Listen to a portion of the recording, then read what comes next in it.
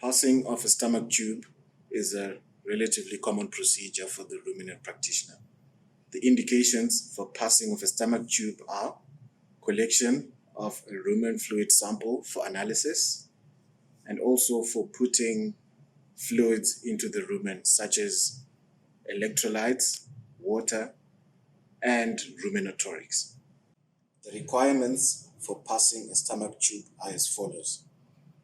An appropriate stomach tube, there's different sizes for cattle and sheep and goats. You need appropriate lubricant.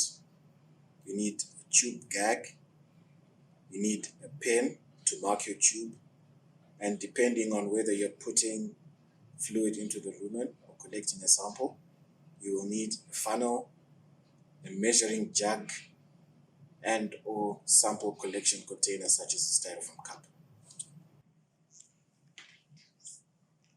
The first thing that is required in passing a stomach tube is to pre-measure the stomach tube on the external aspect of the cow to the level of the last rib or to the xiphoid process. This will ensure that the stomach tube is at the level of the rumen.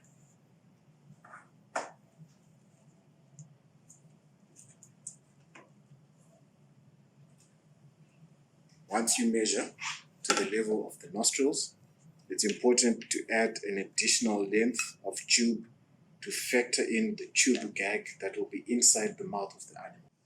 And you make a pen mark at the relative point at the tip of the gag where the stomach tube will need to reach in order to get to the xiphoid process or the last rib. It is important that you measure the end of the gag which goes into the mouth of the animal and also the tip of the stomach tube to ensure there are no jagged or sharp edges which may cause injury.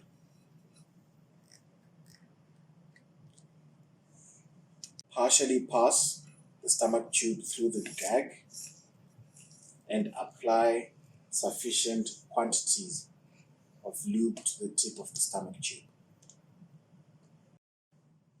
Push the gag and the tube into the mouth of the animal to about 3/4 length to the back of the mouth of the animal, ensuring that it is above the tongue and depressing it.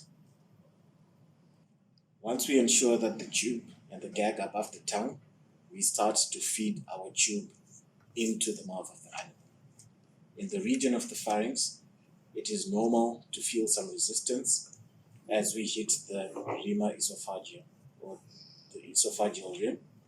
And once we pop through that, you continue to push the tube to the level of the mark.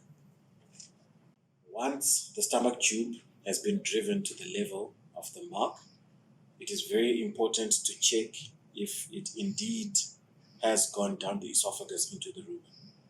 This is done by the following: blowing or humming down the tube with force, and the second individual listens to the left paralumbar fossa to hear this blowing or humming. Blowing gas into the rumen and smelling the returning gas for the characteristic rumen content smell. Listening for the gurgling sounds of rumen fluid at the end of the stomach tube. If the stomach tube is being passed for purposes of putting fluid and electrolytes into the rumen, the last little check that can be done is to attach the funnel to the stomach tube and then pouring a small quantity of the fluid to be passed into the rumen down the tube and allowing it to run all the way down the tube into the rumen. If by some chance the stomach tube is in the trachea, then the animal will exhibit serious coughing. Once you're confident that the stomach tube is in the right location, it can be used for the following: relieving free gas bloat, collecting a sample of rumen fluid by applying continuous suction at the end of the stomach tube until the rumen fluid sample can be seen coming up the tube, infusing fluid and small particles into the rumen for therapy.